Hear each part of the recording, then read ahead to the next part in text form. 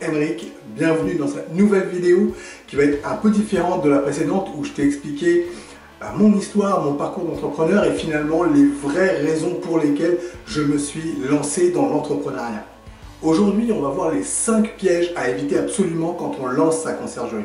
Quand j'ai lancé ma conciergerie, j'ai fait à peu près toutes les erreurs qui peuvent être évitables et qui finalement coûtent très cher à rattraper.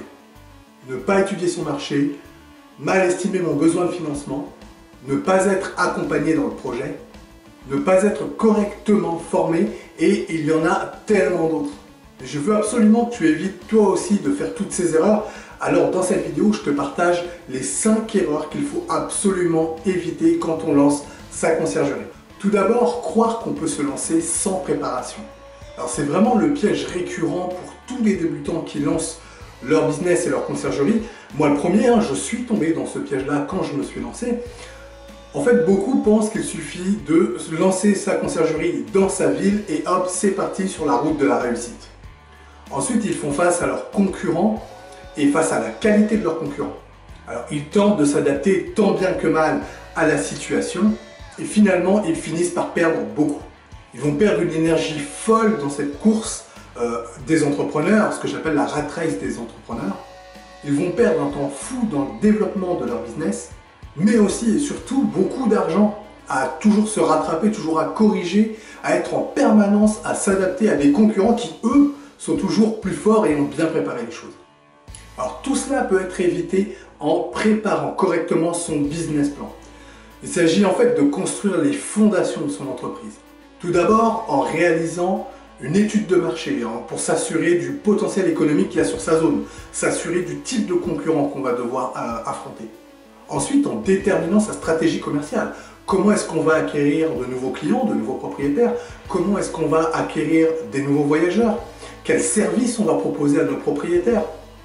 Et enfin, en établissant la projection financière de son entreprise.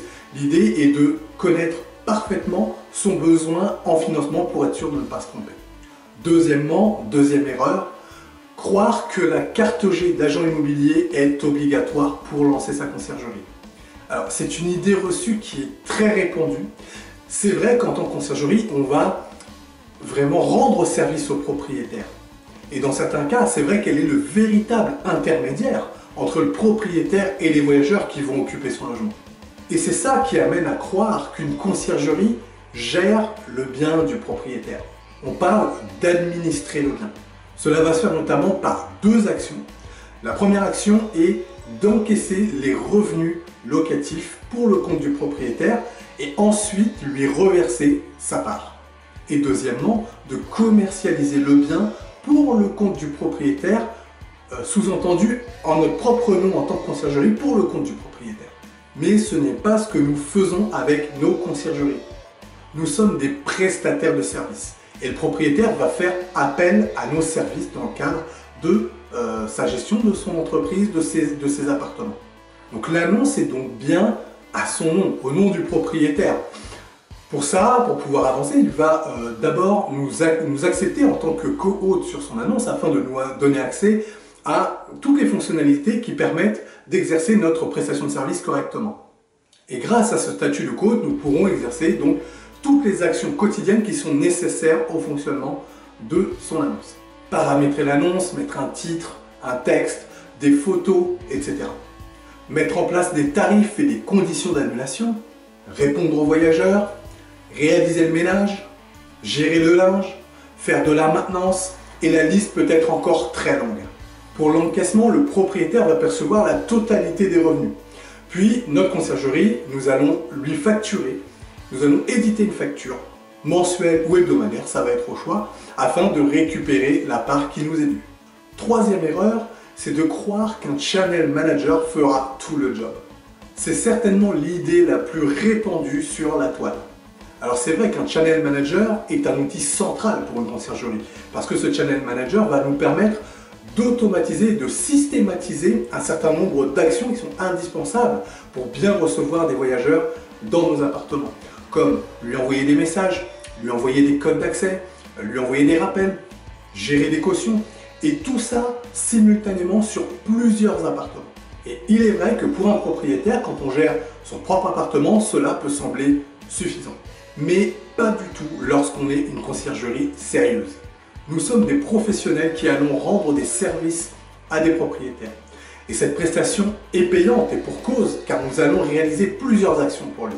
Notamment lui libérer du temps pour s'occuper des voyageurs, parce que du coup nous allons le faire à sa place, c'est-à-dire accueillir le voyageur, lui remettre des clés, échanger avec lui sur les modalités d'accès, sur les bons plans du quartier, sur qu'est-ce qui doit se passer au moment de sa sortie. Bref, on va tout gérer pour lui sur cette partie-là.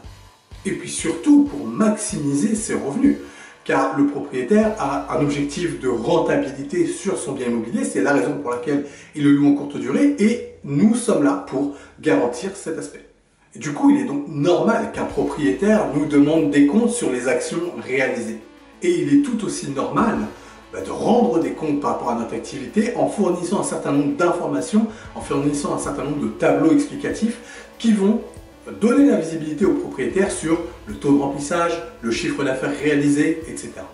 Une conciergerie a une lourde responsabilité. Elle doit rentabiliser et pérenniser le bien dans le temps. Tout simplement parce que le propriétaire a probablement un crédit immobilier à rembourser à côté de ça. Nous allons donc mettre en place une stratégie de revenu management afin de maximiser ses revenus et lui permettre de rembourser son crédit. Il s'agit tout simplement de faire varier le prix de la nuit en fonction de l'offre et de la demande sur la zone. Nous avons aussi la responsabilité de lui remonter les différents dommages qui peuvent être constatés dans le logement. Encore une fois, il en va de la pérennité du bien dans le temps. Mais finalement aussi de la satisfaction des voyageurs qui s'attendent à trouver un logement impeccable. La quatrième erreur est de croire qu'il suffit d'être moins cher que ses concurrents, qu'il suffit de brader ses services. Alors c'est certainement l'erreur qui a la conséquence la plus lourde pour un business. Et cette erreur est probablement le tombeau de beaucoup de conciergeries qui finissent à un moment donné à tomber dans la médiocrité puis finalement arrêter leur activité. Ces conciergeries réalisent une marge faible, très faible et si faible qu'elles sont obligées d'abaisser la qualité de leur service, la qualité de leur suivi et au final la qualité de leurs prestations tout simplement. Pour se rattraper, ces conciergeries vont chercher à travailler avec de nombreux propriétaires, de très nombreux propriétaires car il va falloir faire du volume, ce qui va les pousser à abaisser encore plus la qualité tout simplement pour pouvoir gérer tous ces biens de manière simultanée et en garder une marge au moins aussi faible qu'elle soit, mais d'en garder une petite. Mais ces conciergeries vont finalement finir par fermer boutique et d'arrêter leur activité tout simplement en raison du fait que le dirigeant de la conciergerie ne parviendra pas à se rémunérer correctement au travers de son activité. La bonne idée est plutôt de proposer des services complets et de qualité. Alors, inutile de chercher à faire du haut de gamme, même si ça peut être un segment tout à fait intéressant, mais il est parfaitement possible de rentabiliser sa conciergerie en proposant des services avec une forte valeur ajoutée pour le propriétaire, comme par exemple réaliser un état des lieux à chaque ménage afin de détecter tous les dommages qui pourraient être à réparer. Alors ce n'est là bien évidemment que quelques exemples et évidemment la créativité est de mise pour pouvoir trouver les meilleurs services. La cinquième et dernière erreur est de croire que c'est une activité qui est très chronophage et peu rentable. Alors c'est l'erreur que font beaucoup de débutants mal informés. Ou plutôt c'est leur entourage mal informé qui va véhiculer cette information. Et très souvent dans ces cas, l'entourage en question n'a peut-être jamais monté d'entreprise, peut-être même jamais monté de conciergerie, et du coup n'ont pas cet état d'esprit, ce mindset pour trouver des solutions. Parce qu'effectivement, l'idée qui va être véhiculée, c'est qu'une conciergerie va servir à remettre des clés et à faire du ménage. Qui sont évidemment deux activités particulièrement chronophages, c'est vrai. Mais résumer l'activité d'une conciergerie à ces deux activités est une grosse erreur car il s'agit finalement du fonctionnement d'anciennes conciergeries ou de pseudo-conciergeries dont l'activité prioritaire est le ménage et non la gestion d'appartements en location courte durée. Pour en faire un véritable business rentable, il va falloir que tu mettes en place un système qui va te permettre d'exploser ton chiffre d'affaires. Tu vas d'abord automatiser tout ce qui peut l'être. Les différents messages à partir du moment où un voyageur est réservé, les différentes consignes pour prévenir un voyageur de ce qu'il y a à faire, automatiser la mise en place des prix, automatiser et autonomiser les accès dans un appartement, puis ensuite de déléguer le reste. Typiquement le ménage, la maintenance, la gestion du linge, les réponses aux voyageurs. Et enfin, tu vas piloter ce système. Comme un vrai chef d'entreprise, c'est toi qui vas t'assurer que le système fonctionne correctement. Donc le résultat de ces 5 pièges pour les entrepreneurs sont les suivants. Tout d'abord, les entrepreneurs ne parviennent pas à dégager un bon chiffre d'affaires tout simplement parce qu'elles bradent leurs services. Ensuite, elles ne parviennent pas à faire durer leur business car elles ne proposent pas des services de qualité qui permettent de pérenniser leur activité. Ou alors, ces personnes ne se lancent tout simplement pas car elles n'ont pas les connaissances pour pouvoir se lancer dans les bonnes conditions et avec une rentabilité. Pour t'aider à avancer et aller encore plus loin, j'ai créé un programme d'accompagnement pour lancer ta conciergerie.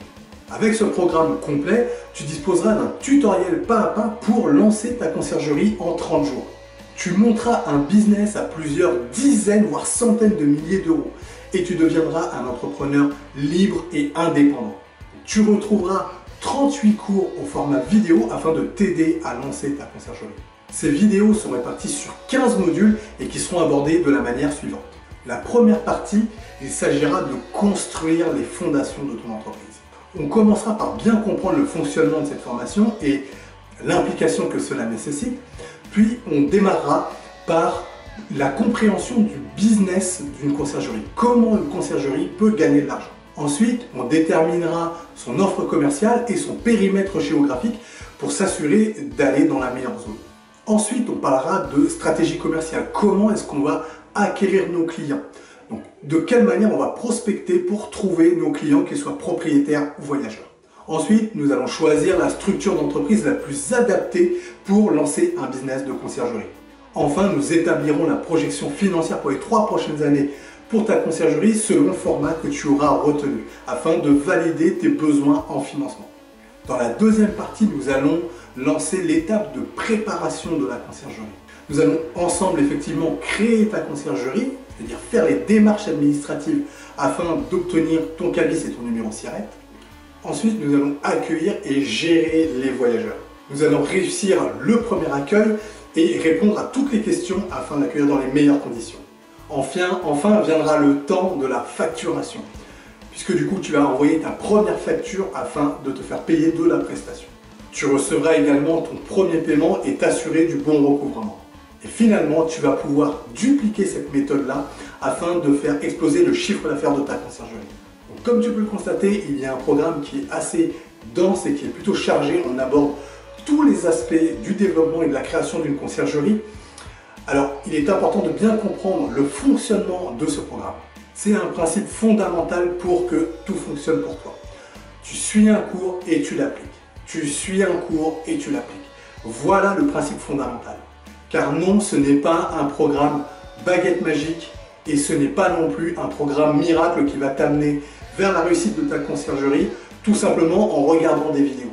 Alors maintenant que tu as bien compris ce que contient ce programme et comment il va falloir le suivre, eh bien je t'invite à me poser toutes tes questions dès maintenant, là juste en dessous de cette vidéo, afin de partager ensemble sur tes interrogations, sur cette vidéo qui vient d'être, que je viens de te présenter, donc ce que peut contenir le programme ou les 5 erreurs que j'ai pu te présenter afin que tu ne les reproduises pas. Donc n'hésite pas à me poser toutes tes questions ou à me faire toutes tes remarques par rapport à ça, là juste en dessous de la vidéo, et puis je te retrouve du coup très prochainement pour la suivante.